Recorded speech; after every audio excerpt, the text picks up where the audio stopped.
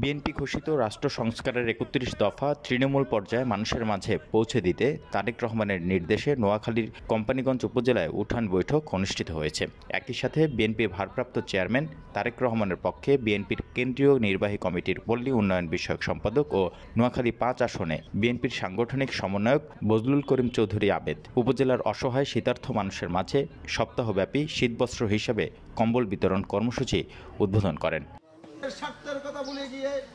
রবিবার সকাল থেকে রাষ্ট্র সংস্কার ৩১ দফা তৃণমূল পর্যায়ে মানুষের মাঝে পৌঁছে দিতে উঠান বৈঠকের পাশাপাশি ২৩টি স্থানে শীতবস্ত্র বিতরণ করা হয়। এ সময় মুসাপুর ইউনিয়নের বাংলাবাজার এলাকার ওয়াসিউল্লাহ মাস্টার বাড়িতে উঠান বৈঠক শেষে শতাধিক অসহায় শীতার্থ মানুষের মাঝে কম্বল বিতরণের সময় প্রধান অতিথি হিসেবে উপস্থিত ছিলেন বিএনপির সাংগঠনিক সমন্বয়ক বজলুল করিম চৌধুরী আবেদ।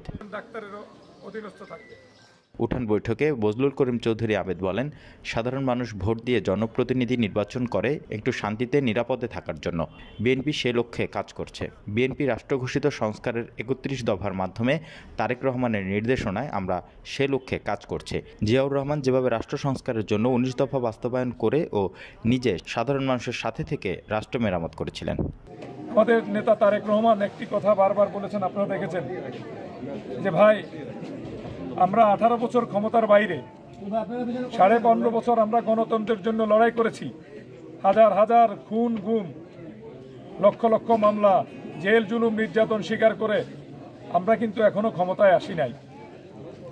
আপনারা যদি মনে করেন বিএনপি ক্ষমতায় চলে এসছে আর এখনই এই ক্ষমতার হরিলুটের সাথে আপনিও একজন অংশীদার হয়ে যাবেন, বা এই জনগণ আপনাকে ক্ষমা করবে না। এ সময় উপস্থিত ছিলেন উপজেলা বিএনপি আহ্বায়ক নুরুল আলম শিকদার, সদস্য সচিব মাহবুবুর রহমান রিপন, তেজারত গ্রুপের ম্যানেজিং ডাইরেক্টর শেখ মিনহাজ উদ্দিন, যুবদলের আহ্বায়ক ফজলুল কবির ফয়সাল, যুবদলের সদস্য সচিব মাজহারুল হক তৌহিদ, ইউনিয়ন বিএনপি সভাপতি আব্দুল হক শাহজাহান প্রমুখ।